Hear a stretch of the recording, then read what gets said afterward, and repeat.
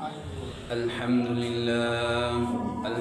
لله نحمده ونستعينه ونستغفره ونؤمن به ونتوكل عليه ونعوذ بالله من شرور أنفسنا ومن سيئات أعمالنا من يهده الله فلا مضل له ومن يضلل فلا هادي له ونشهد أن لا إله إلا الله وحده لا شريك له ونشهد أن سيدنا وسندنا وحبيبنا وطبيبنا وطبيب قلوبنا وأولانا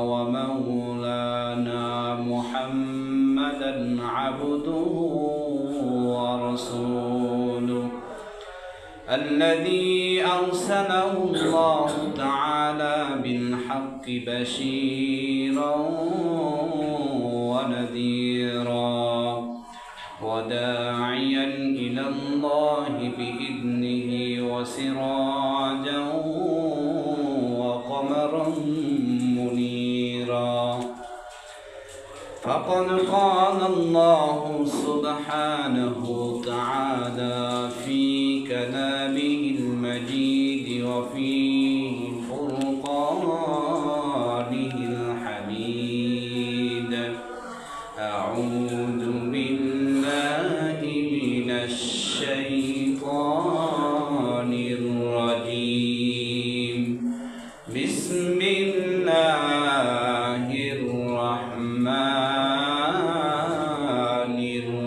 الرحيم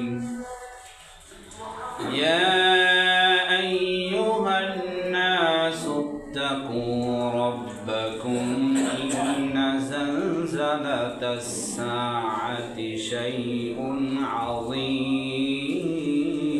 عظيم يوم ترونها تذهل كل مرضعة عما أرضعت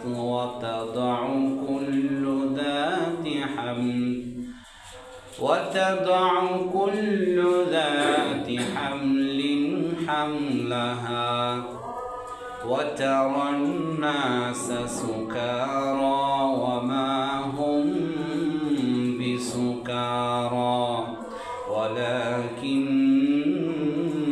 عذاب الله شديد وقال النبي صلى الله عليه وسلم أفضل العبادة تلاوة القرآن الكريم أو كما قال عليه الصلاة والسلام قالوا سبحانك لا علم لنا إلا ما علمتنا إنك أنت العلام الغيوب قال رب اشرح لي صدري ويسر لي أمري واحلل عقدة من لساني يفقه قولي وبك نستعين يا مستعان صدق الله العلي العظيم وصدق رسوله النبي الكريم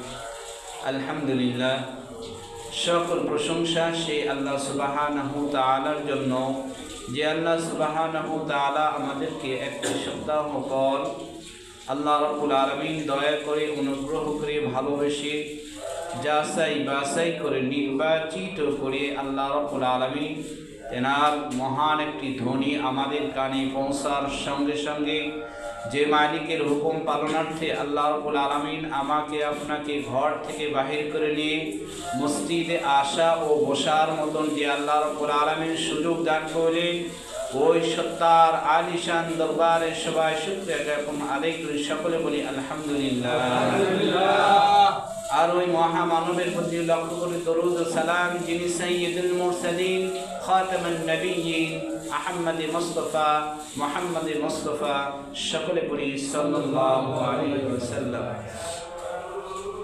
সম্মানিত মুসল্লিগণ, মহাগ্রন্থ আল কোরআনুল কারীম, সেই মহাগ্রন্থ আল কোরআনুল কারীমের সূরা হজের 1 ও 2 নং আয়াতে কারিমা আপনাদের সম্মুখে আমি তেলাওয়াত করিয়েছি। রাসূল সাল্লাল্লাহু আলাইহি সাল্লামের অসংখ্য অগণিত হাদিসের মধ্য হইতে প্রসিদ্ধ একটি পরিচিত হাদিস আপনাদের সম্মুখে পাঠ করিয়েছি। আল্লাহ সুবহানাহু তাআলা যদি আমাকে তৌফিক দান করেন, উক্ত আয়াত ও হাদিসকে সামনে রেখে আমি আমার আলোচনা শেষ করব। ওয়া মা তৌফিকি ইল্লা বিল্লাহ। আল্লাহ সুবহানাহু তাআলার অশেষ কৃপা ও ভালোবাসা যে আল্লাহ রাব্বুল আলামিন আমাদের কানে আজানের ধ্বনিটা পৌঁছার সঙ্গে সঙ্গে সকল কর্ম ব্যস্ততাকে পিছনে রাখিয়া মহান আল্লাহর হুকুম পালনার্থে আমাদেরকে আসা ও বসার সুযোগ দান করলেন। আমার আপনার মতন অসংখ্য লোক আজানের ধ্বনি তাদের কানে পৌঁছার পরেও তারা তাদের কাজে এখনো নিয়োজিত রয়েছে, তারা তাদের কাজে এখনো ব্যস্ততা রয়েছে। এই দুনিয়ার ব্যস্ততা সামান্যতম ব্যস্ততা, এই ব্যস্ততার অজুহাত দিয়ে আমি আপনি সেই দিনে, যে দিন বিভীষিকাময় অবস্থা হইবে, ওই দিন আমি আপনি পার হতে পারবো না। সেই দিন যে পার হতে পারবো না, যত ধরনের ব্যস্ততা আমরা দেখাই না কেন, সকল ব্যস্ততা আমার এই দুনিয়াতেই থেকে যাবে। মরার সঙ্গে সঙ্গে আমি আপনি মৃত হিসেবে ঘোষণা হয়ে যাওয়ার সঙ্গে সঙ্গে আমার সকল ব্যস্ততা, সকল কর্মকাণ্ড দুনিয়াতেই থেকে যাবে। আমার সঙ্গে যাবে 3টি নেক আমল। কয়টি নেক আমল বলেন? 3টি নেক আমল, যেটাকে সদকাতুল জারিয়া বলে। যদি কোনো নেককার সন্তান রেখে যেতে পারি দুনিয়ার বুকে, যে সন্তান আমি মারা যাওয়ার পর আমার কবরের পাশে আমার জন্য, আমার আত্মার মাগফিরাতের জন্য সূরা ফাতিহা, সূরা ইখলাস আরো অন্যান্য সূরা কারিমা তেলাওয়াত করে তার পিতার জন্য দোয়া করবে, তার মাতার জন্য দোয়া করবে, তার বাবার জন্য দোয়া করবে, তার নানা নানি আত্মীয় স্বজন যারা রয়েছে তাদের জন্য দোয়া করবে। এই রকম সন্তান যদি দুনিয়ার বুকে রেখে যেতে পারি, তাহলে আমার আপনার ওই সন্তানটা কল্যাণকর হবে। কাল কিয়ামতের ময়দানে ওই সন্তান আমার আপনার উপকারে আসবে, অন্যথায় আমার আপনার উপকারে আসার কোনো সুযোগ নেই। দ্বিতীয় নাম্বার, নেক আমল। নেক আমল যদি হায়াত থাকা অবস্থায় আমি আপনি করে যেতে পারি, টাকা পয়সার উপার্জনের জন্য সকল শ্রম আমি বিসর্জন দিলাম, দিন রাত অক্লান্ত পরিশ্রম করে যাচ্ছি, যাওয়ার পর সেখান থেকে আমি কিছু উপকৃত হচ্ছি, আমি লাভবান হচ্ছি, আমি আমার পরিবারকে সচ্ছলভাবে চালাইতে পারতেছি, টাকা পয়সা বিভিন্ন জায়গায় আমি ব্যয় করতেছি, ব্যাংক ব্যালেন্স করতেছি, ভবিষ্যতের জন্য রেখে দিচ্ছি। এই ভবিষ্যতের জন্য রাখতে গিয়ে আমার সকল আমল, সকল সময় নষ্ট করে দিলাম। কথা কি ঠিক না বেঠিক? আমার সকল আমল, আমার সকল হায়াতের পুঁজি আমি তাদের পিছনে ব্যয় করলাম। যে মালিক আমাকে এত সুন্দর লম্বা একটি হায়াত দান করিয়েছেন, ওই মালিকের জন্য কতটুকু সময়, কয় ঘন্টার সময়, কয় মিনিট সময় ওই মালিকের রাস্তায় ব্যয় করলাম, একটু কি আমরা চিন্তা ভাবনা করিয়েছি?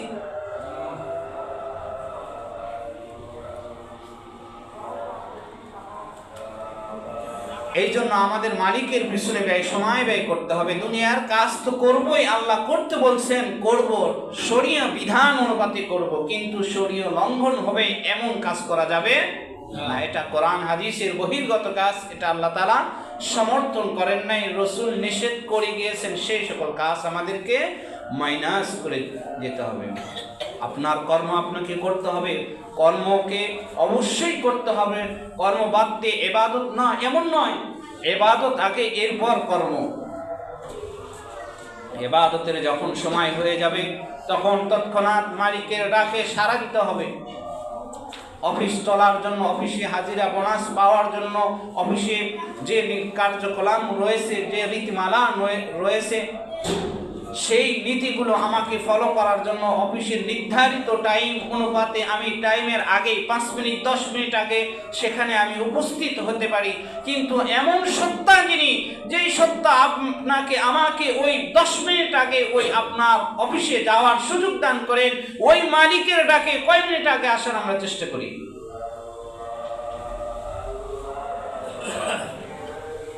সম্মানিত সুধী, যারা আমরা বলি যে আমার বিতি ব্যস্ততা, কাজকর্ম ব্যস্ততার কারণে নামাজ পড়তে পারি না, বা আরো ফরজিয়ত যেগুলো বিধান সেগুলো পালন করতে পারি না, এগুলো বোকামি ছাড়া, মূর্খতা ছাড়া, অনার্থক কথা ছাড়া মুমিনের কোনো বৈশিষ্ট্য হতে পারে না, মুসলমানের কোনো বৈশিষ্ট্য হতে পারে না।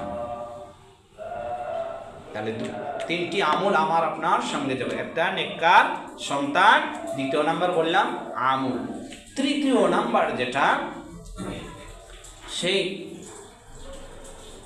ভালো কোনো দিনই প্রতিষ্ঠানে যদি কাজ করে যেতে পারে। দেখা গেছে এমন এক জায়গায় মানুষ চলাচলের পথ, মাঝ পথে মানুষ যে একটু তারা অক্লান্ত পরিশ্রম করে হাঁটাহাঁটি করে আসার পর সেই জায়গায় বিভূষিত যদি হয়ে যায়, সেই জায়গায় টিউবওয়েলের ব্যবস্থা করে দেওয়া, আরো এইরকম উন্নয়নমূলক ভালো নেক কাজ যদি হয়, সেটার দ্বারা আপনি সওয়াব পাবেন। এই 3টার কথা আল্লাহর হাবিব সাল্লাল্লাহু আলাইহি সাল্লাম তেনার হাদিস শরীফের মধ্যে বলে গিয়েছেন যে মানুষ মারা যাওয়ার পর 3টি জিনিস অবশিষ্ট থাকে। মানুষ মারা যাওয়ার পর কয়টি জিনিস অবশিষ্ট থাকে বলেন? সবাই বলেন কয়টি জিনিস? 3টি। একটা সদকাতুল জারিয়া, এটাকে সদকাতুল জারিয়া বলা হয়, নেককার সন্তান। 1 নাম্বার কি? নেককার সন্তান, যে সন্তান আমি থাকবো না, আমার অর্থ সম্পদ নিবে, নেওয়ার পর আমার জন্য, আমার আত্মার মাগফিরাতের জন্য পরে সে নির্জনে আমার মালিকের কাছে আমার জীবনের ভুল ত্রুটির জন্য আমার মালিকের কাছে ক্ষমা চাইবে। এমন সন্তান আমরা তৈরি করতে পারছি আজ পর্যন্ত? সবাই কথা বলেন। আমার চোখের সামনে আমার ছেলে মদে বিভিন্ন জায়গায় খারাপ কাজে, অশ্লীল কাজে সংযুক্ত হয়ে যাচ্ছে, আমি চোখের সামনে সেগুলো দেখতেছি। আমার ছেলে, আমি দুনিয়ার থেকে চলে যাওয়ার সঙ্গে সঙ্গে আমার অর্থ সম্পদ, আমার এত কিছু কষ্ট করার পর এই সকল অর্থ কষ্ট করতে, আমার সব অর্থগুলো সংযোজন করতে, এক জায়গায় করতে, এত বিশাল করতে আমার যত রকমের পরিশ্রম হয়েছে, সকল পরিশ্রম 1 মিনিটের মধ্যে আপনার ওই সন্তান নষ্ট করে দেবে। সেই প্রসঙ্গে আয়াতে কারিমা তেলাওয়াত করিয়েছি সূরা হজের 1 ও 2 নং আয়াত। এখানে আজকের আলোচনার আলোচ্য বিষয় কিয়ামতের ময়দানে আমার আপনার অন্যান্য প্রাণীকুলের, অন্যান্য সৃষ্টিকুলের কি রকম দৃশ্য হবে, এক কথায় কিয়ামতের দৃশ্য কেমন হবে, সেই সম্পর্কে আল্লাহ তাআলা তেনার মহাগ্রন্থ আল কোরআনুল কারীমে অসংখ্য জায়গায় ইঙ্গিত দিয়ে বলেছেন। আমাদের এখানে আমরা জীবিত আছি, তাই না? সবাই কথা বলেন, আমরা জীবিত আছি না? এক সময় আমরা চলে যাব, সেই জগৎটা আসছে কিনা? আছে। সেখানে কিন্তু যেতেই হবে। কেউ পার পাবে না, কেউ সেখান থেকে মুক্তি পাবে না, সেখান থেকে কেউ মুক্তি পাওয়ার কোনো উপায় নাই। আর সেই দিন এমন একটা দিন আসবে, যেই দিন সবাই এক জায়গায়, এক মাঠে আল্লাহ তাআলার আদালতে উপস্থিত হবে। সেই দিনটা আমরা বিশ্বাস করি তো? সেই দিন সম্পর্কে আল্লাহ তাআলা বলেন, ইয়া আইয়ুহান নাসু ইত্তাকু রাব্বাকুম ইন্না যালযালাতাস সাআতি শাইউন আযীম। আল্লাহ সুবহানাহু ওয়া তাআলা বলেন, ইয়া আইয়ুহান নাস, হে মানব সকল। এখানে আল্লাহ তাআলা এইভাবে বলেন না ইয়া আইয়ুহাল মুমিন, ইয়া আইয়ুহাল মুসলিম, এমনও বলেন নাই। এখানে মানব সকল, মানুষের মাঝে যত মানুষ আছে সকল মানুষই এর মাঝে অন্তর্ভুক্ত। এটাকে বলা হয় অনির্দিষ্ট বাক্য।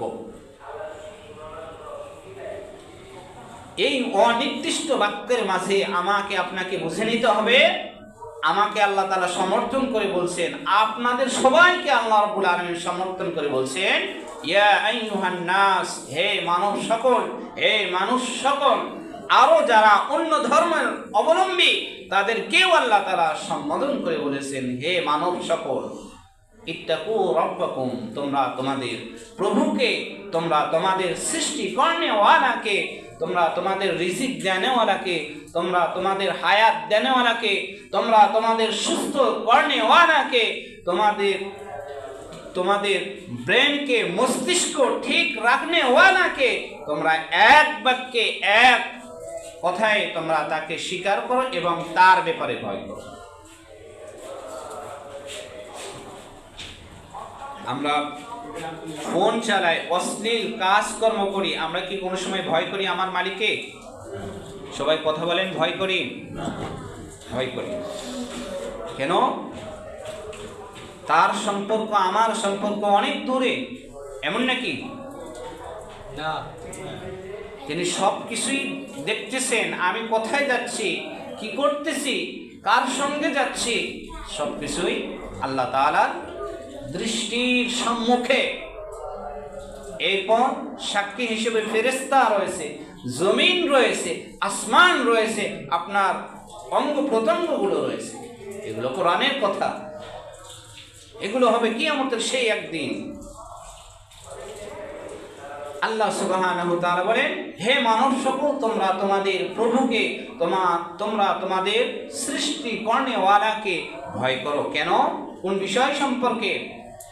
ইন্না জালজালাতাস সাআতি শাইউন আযীম, কেননা নিশ্চয়, নিঃসন্দেহে জালজালাতা, একটা কম্পন সৃষ্টি হবে, কাঁপুনি সৃষ্টি হবে, ভূমিকম্প হবে। আস-সাআতা, এক সময়, শাইউন আযীম, যেটা বিশাল বড় একটি ভূমিকম্প হবে, একটা প্রকম্পন সৃষ্টি হবে।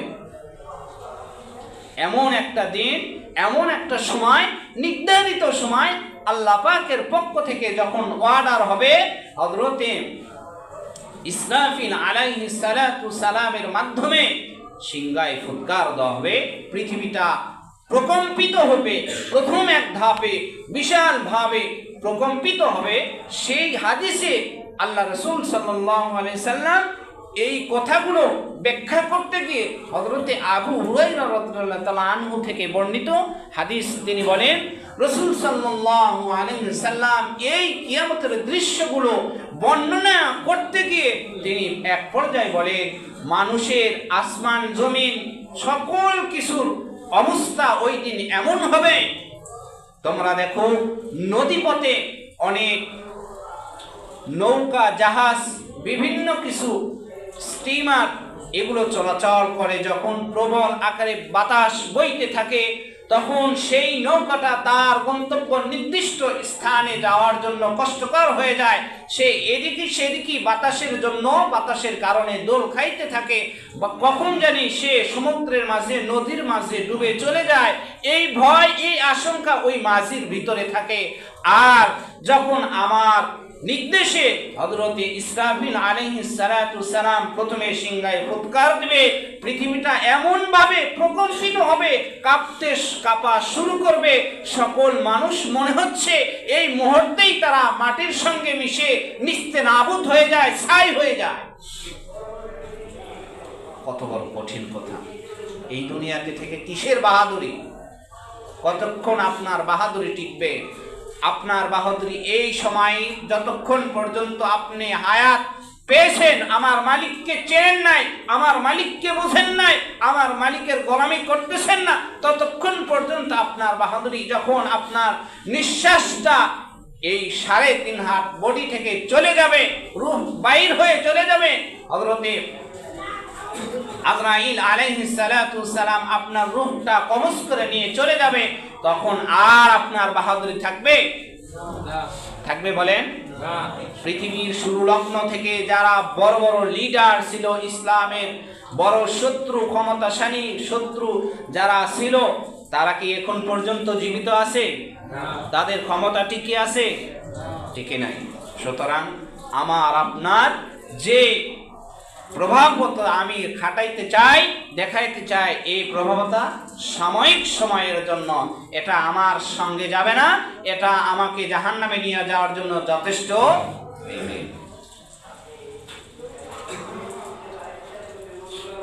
এরপরে আল্লাহ সুবহানাহু ওয়া তাআলা বলেন, ওই দিন ভীষণ কম্পনে প্রকম্পিত হবে, আসমান জমিন সবকিছুই থরথর করে কাঁপতে থাকবে, কাঁপা শুরু করবে। আর মানুষের অবস্থা কি হবে? মানুষেরা পরস্পরের দিকে তাকাবে। সে আয়াতের কথা এখানে আল্লাহ তাআলা বলতেছেন, ইয়াউমা তারাউনাহা তাযহালু কুল্লু মুরদিআতিন আম্মা আরদাআত ওয়া তাদাউ কুল্লু যাতি হামলিন হামলাহা ওয়া তারান নাসা সুকারা ওয়া মা হুম বিসুকারা ওয়ালাকিন্না আযাবাল্লাহি শাদীদ। আল্লাহ সুবহানাহু ওয়া তাআলা বলেন, সেই দিন, ওই কিয়ামতের দিন, ইয়াউমা তারাউনাহা, যেদিন মানুষ আসমান জমিন ভীষণ কম্পনে প্রকম্পিত হতে থাকবে, ওই দিন মানুষের অবস্থা হবে, মানুষ তারা দেখবে, তাযহালু কুল্লু মুরদিআতিন, দুনিয়ার বুকে যে মা আমাকে দুধ পান করাইতো, দুনিয়ার বুকে যে মা আমাকে দুধ পান করাইতো, তাযহালু কুল্লু মুরদিআতিন, সকল মাগুলো আরদাআত, তাদের দুধ পান করা ভয়ে ছেড়ে দিবে। ভয়ে কি করে দিবে? সবাই কথা বলেন, ভয়ে কি করে দিবে? ছেড়ে দিবে। দুনিয়ার বুকে যখন বাচ্চা কান্না করে তখন মা দুধ পান করায়, এমন তো অবস্থায় মা কি ছেড়ে দেয়? বাচ্চা যতক্ষণ পর্যন্ত দুধ পান করে ততক্ষণ পর্যন্ত মা দুধ পান করাইতে থাকে। কিন্তু সেই এমন একটা দিন আসবে যে দিন মা দুধ পান করানো অবস্থায় ভয় পাবে আর দুধ পান করাতে পারবে। কার কথা? আল্লাহ রাব্বুল আলামিনের কথা। সূরা হজ আয়াত নং 1 ও 2। وَتَضَعُ كُلُّ ذَاتِ حَمْلٍ حَمْلَهَا, আর দুনিয়ার বুকে যে সকল গর্ভবতী মহিলাদেরকে, মেয়েদেরকে তোমরা দেখো, তারা নির্দিষ্ট সময় তাদের বাপের বাড়িতে বা তাদের স্বামীর বাড়িতে বিভিন্ন জায়গায় তাদের গর্ভটা ক্লিয়ার করার জন্য, পরিষ্কার করার জন্য যে থাকে। আর এমন একটা সময় আসবে যে সময়ের মধ্যে তাদের গর্ভে যে বাচ্চা আছে এই কথাটা ভয়ে আসমান জমিন যখন কাঁপতে থাকবে, ভীষণ কম্পনে প্রকম্পিত হতে থাকবে, সে খবরই পাবে না তার গর্ভে বাচ্চা আছে আর বাচ্চাটা তৎক্ষণাৎ ভূমিষ্ঠ হয়ে গিয়েছে। কোন সময়? সেই সময়। তাহলে সেই সময়ের কথা আমাদের স্মরণ রাখা দরকার আছে না নাই? সবাই কথা বলেন, দরকার আছে না নাই? وَتَرَى النَّاسَ سُكَارَى وَمَا هُمْ بِسُكَارَى وَلَكِنَّ عَذَابَ اللَّهِ شَدِيدٌ। আর ওই দিন তোমরা মানুষদেরকে দেখবে সুকারা, তারা মনে হয় মদ পান করছে। তারা মনে হয় কি করেছে বলেন? মদ পান করলে মানুষ যেরকম মাতলামি শুরু করে, পাগলামি শুরু করে, নিজের ওয়াইফের সঙ্গে ঝগড়া বিবাদ করে, নিজের বাবাকে বকাবাজি করে। একজন সুস্থ মানুষ থাকা অবস্থায় তার বাবাকে বকাবাজি করে না, তার ওয়াইফকে, নিজের ওয়াইফকে বিভিন্ন কিছু বলে ডাকে না।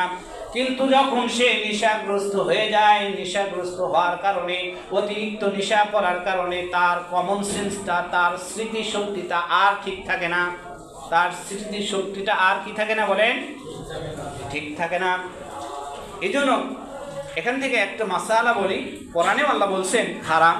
এখান থেকে মাসালা আছে, যারা মদ পান করবে, যারা নেশাগ্রস্ত করবে, তাদের কমন সেন্স যদি নষ্ট হয়ে যায়, মদ সর্বাবস্থায় হারাম।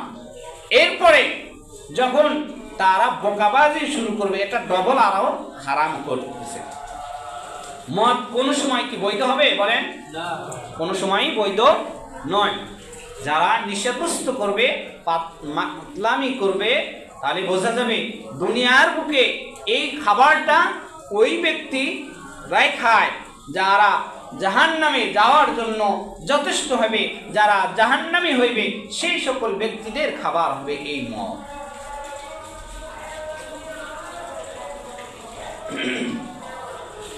وترى الناس سكارى وما هم بسكارى, আর তোমরা সেই দিন দেখবে মানুষদেরকে যে মনে হয় তারা মাতলামি করতেছে, তারা মদ নেশাগ্রস্ত হয়েছে, অথচ ওয়ামা হুম বিসুকারা, তারা কোনো সময় মদ স্পর্শ করেই নাই, তারা কোনো সময় মদ স্পর্শ করে নাই।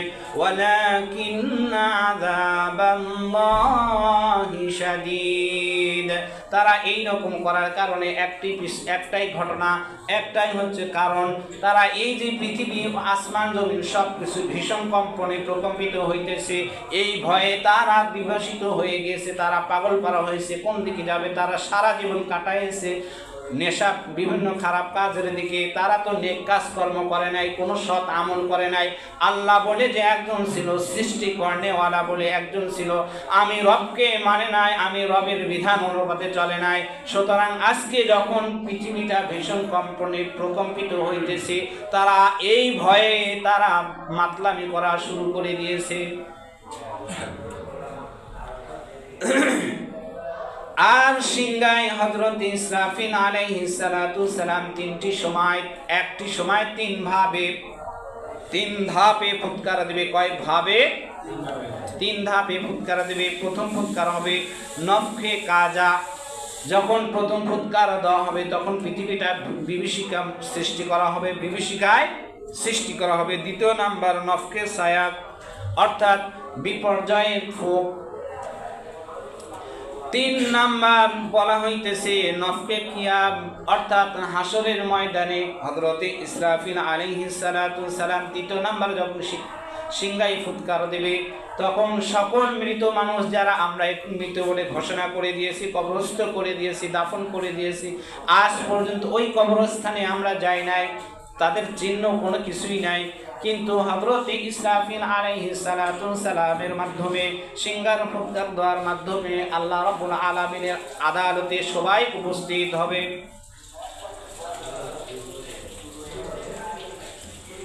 এই প্রসঙ্গে আল্লাহ সুবহানাহু ওয়া তাআলা সূরা জিলজালের মধ্যে সূরা কারিয়ার মাঝে পরিপূর্ণভাবে আলোচনা করিয়েছেন। আল্লাহ তাআলা বলেন, আল কারিয়াতু মাল কারিয়াতু ওয়া মা আদরাকা মাল কারিয়া ইয়াওমা ইয়াকুনুন নাসু কাল ফারাশিল মাবসুস ওয়া তাকুনুল জিবালু কাল ইহনিল মানফুশ। আল্লাহ সুবহানাহু ওয়া তাআলা বলেন, আল কারিয়া মাল কারিয়া, আঘাত করিয়া বা ধ্বংস করিয়া, আঘাত করিয়া বা ধ্বংস করিয়া। ওয়া মা আদরাকা মাল কারিয়া, রাসূলকে প্রশ্ন করা হইতেছে, হে রাসূল আপনি কি জানেন ওই আঘাত করিয়া বা ধ্বংস করিয়া কি জিনিস? ইয়াউমা ইয়াকুনুন নাসু কাল ফারাশিল মাবসুস, সেই দিন মানুষকে দেখবে বিভক্ত হয়ে যাবে, তারা শ্রেণী বিন্যাস হয়ে যাবে।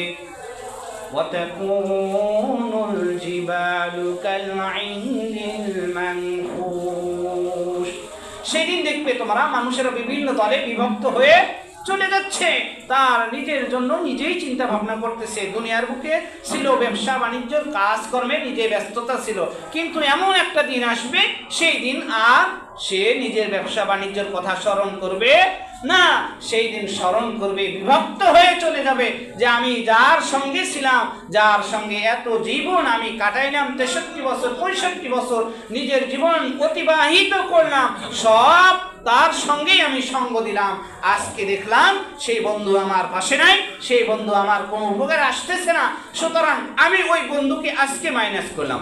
সেই দিন মাইনাস করে লাভ হবে না? সবাই কথা বলেন, লাভ হবে? এর সামনের দিকে যারা ঘুমাইতেছেন বলেন তো সেই দিন কি ওই বন্ধু আপনার উপকারে আসবে?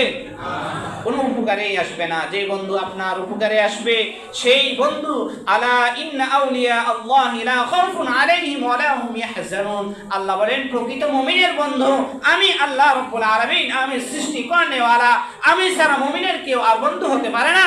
সুতরাং তোমরা যদি বন্ধুত্ব করতে চাও আমার সঙ্গে বন্ধুত্ব করো, লা খাউফুন আলাইহিম ওয়া লা হুম ইয়াহজানুন, তোমাদের কোনো ভয় থাকবে না, তোমাদের কোনো চিন্তার কারণ থাকবে না। সুবহানাল্লাহ। আল্লাহকে যদি আমরা বন্ধু বানাতে পারি, আর কেউ আমাদের বন্ধু হওয়ার দরকার আছে? আমরা সবাই আল্লাহকে বন্ধু বানাতে প্রস্তুত ইনশাআল্লাহ। আল্লাহর হুকুম যখন যে অবস্থায় পাবো পালন করব ইনশাআল্লাহ। আল্লাহর নাফরমানি যেন না হয়, এই কাজ থেকে আমরা বিরত থাকবো ইনশাআল্লাহ। সর্ব অবস্থায় সচেতন আছি আমরা যারা সচেতন আছি, আমরা সর্ব অবস্থায় চেষ্টা করব আমার মালিকের যেন নাফরমানি না হয়। আমার মালিক যেগুলো আমাকে করতে বলেছে সেগুলো আমি করব। আমার মালিক যেগুলো আমাকে নিষেধাজ্ঞা দিয়েছে, আমার হাবিব যেগুলো করিয়ে গিয়েছেন, আমার হাবিব যেগুলো করেন নাই সেগুলো আমি করব না। যেগুলো আমার হাবিব করে গিয়েছেন, নির্দেশ দিয়েছেন, আল্লাহ করতে বলেছেন সেগুলোই আমি করব। পারবো না ইনশাআল্লাহ? শুধু এখানে ইনশাআল্লাহ না, বাস্তবায়ন করে দেখাতে হবে। 5 ওয়াক্ত নামাজের সময় হয়ে যায়, আপনি যে তাল বাহানা দেন এই তাল বাহানা কিছুই নয়। আপনি চাষ করে বসে আসেন, বসে থাকার পর সময়টা চলে যাচ্ছে, অতিবাহিত হয়ে চলে যাচ্ছে। ওয়াতাকুনুল জিবালু কালইহনিল মানফুশ, সেদিন দেখবে মানুষ বিভিন্ন দলে বিভক্ত হয়ে চলে যাচ্ছে।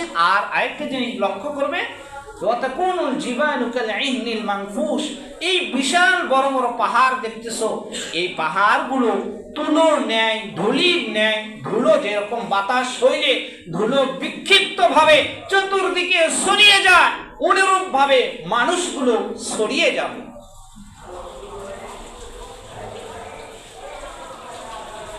এটা আল্লাহ রাব্বুল আলামিন সূরা কারিয়ায় বলেছেন। এরপরে আল্লাহ রাব্বুল আলামিন কিয়ামতের দৃশ্য তুলে ধরেছেন সূরা জিলজালে। আল্লাহ তাআলা বলেন, ইযা যুলজিলাতিল আরদু জিলজালাহা ওয়া আখরাজাতিল আরদু আসকালাহা ওয়া ক্বালাল ইনসানু মা লাহা ইয়াওমা ইযিন তুহাদ্দিসু আখবারাহা, যেদিন এই ভীষণ কম্পনে প্রকম্পিত হতে থাকবে, ওয়া আখরাজাতিল আরদু আসকালাহা, জমিনের ভিতরে আমি আপনি যত ধরনের কাজ করিয়েছি, জমিনকে আল্লাহ নির্দেশ দিবেন, জমিন সকল তথ্য প্রকাশ করে দিবে। যদি জমিন তথ্য প্রকাশ করে দেয়, আমার আপনার কোনো উপায় থাকবে? বলেন, উপায় থাকতে পারে? উপায় থাকে না, থাকার কথাও নয়। কারণ আমি আমার মালিককে মিথ্যা বলতে পারবো, আমার মালিকের সামনেও আমরা মিথ্যা বলতে পারবো, কিন্তু আমার মালিকের সামনে তো ডকুমেন্টস রয়েছে। দুনিয়ার যে কোনো কাজ, মনে করেন উদাহরণস্বরূপ বলি, আপনার বাসা যে জায়গাগুলো রয়েছে 4% বা 2 ডিসিম, যাই যেভাবেই ধরেন, সেই 2 ডিসিম জায়গার জন্য আপনার দলিল আছে না নাই? সবাই কথা বলেন, আছে? থাকে না? যদি দলিল না থাকে, মনে করেন কোনো ব্যক্তি দাবি করতেছে এই জায়গাটা আমার, 2% জায়গা রয়েছে, এই জায়গাটা আমার, তাহলে তার দাবিটা পূরণ করার জন্য তার পিছনে ডকুমেন্টস থাকা দরকার না দরকার নাই?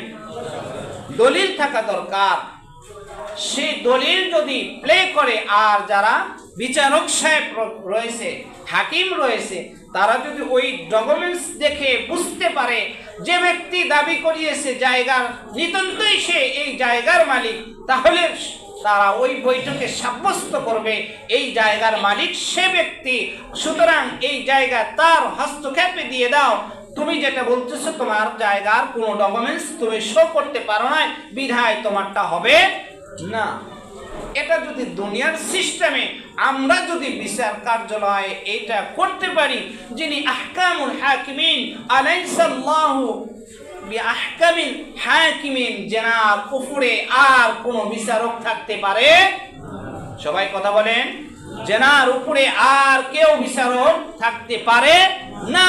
তিনি আহকামুল হাকিমিন, তিনি আমার আপনার স্রষ্টা, তিনি আমার আপনার মালিক, তিনি আমার আপনার হায়াত দেনেওয়ালা, আমার আপনার রিজিক দেনেওয়ালা সেই আল্লাহ রব্বুল আলামিন সবচাইতে কঠোরতা যদি অবলম্বন করেন, যদি বলে আজকে তোমার হিসাব নিব, পাই টু পাই হিসাব দিয়ে তুমি পার হয়ে যাও, তুমি আমার সম্মুখে মিথ্যা কথা বলতেছো, তোমার জবানকে বন্ধ করে দিলাম, আমার জমিনে থেকে আমার আসমানের নিচে জমিনের উপর বসবাস করিয়েছো, সেই জায়গাকে আমি ডকুমেন্টস হিসেবে দলিল হিসেবে তুলে নিয়ে আসলাম। দেখি তোমার দাবি অনুপাতে যদি জমিন বলে তুমি দুনিয়ার বুকে বিচরণ করিয়েছো, মানুষের সঙ্গে সম্পর্ক করিয়েছো, মহাব্বত ভালোবাসা রাখিয়েছো, এটা আমার সন্তুষ্টির জন্য ছিল না, এটা যদি জমিন প্রমাণ দিতে পারে তাহলে আমি রব, আমি তোমাকে ফয়সালা দিব। যদি জমিন প্রমাণ না দিতে পারে তাহলে আমি রব, তোমাকে ফয়সালা দেওয়ার কোনো সিদ্ধান্ত নেই। প্রথমত আগে তার পানিশমেন্ট হবে, তারপরে মালিকের যদি দয়া হয়, মালিকের যদি ভালোবাসা জন্মে, মালিকের যদি মহাব্বত হয়, রহম হয়, দয়া হয়, করম হয়, অনুগ্রহ জাগে, তাহলে মুক্তি পেতে পারি, অন্যথায় মুক্তি পাওয়ার কোনো সুযোগ নেই। এজন্য আল্লাহ তাআলা বলেন ওয়া আখরাজাতিল আরদু আসকালাহা, জমিনের উপর বসবাস করিয়েছো, জমিনকে ডকুমেন্টস হিসেবে দলিল হিসেবে তুলে নিয়ে আসবো।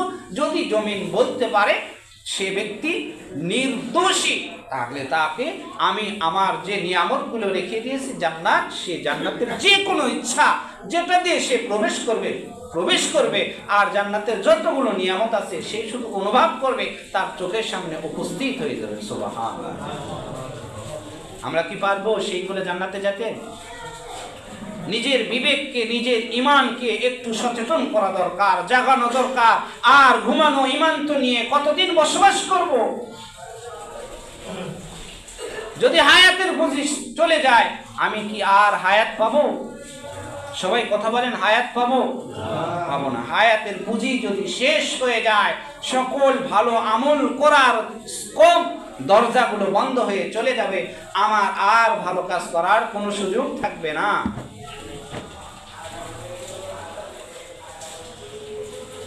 ওয়াখরাজাতিল আরদু আসকালাহা ওয়া ক্বালাল ইনসানু মা লাহা, জমিনের এই কাজকর্ম দেখে মানুষেরা হাসরের ময়দানে ওই সময় কিয়ামতের অবস্থায়, ওই বিভীষিকাময় অবস্থায় মানুষেরা বলবে ওয়াক্বালাল ইনসান, মানুষেরা বলবে মা লাহা, এই জমিনের কি হইল? আজকে আমি তো জমিনের বুকে বসবাস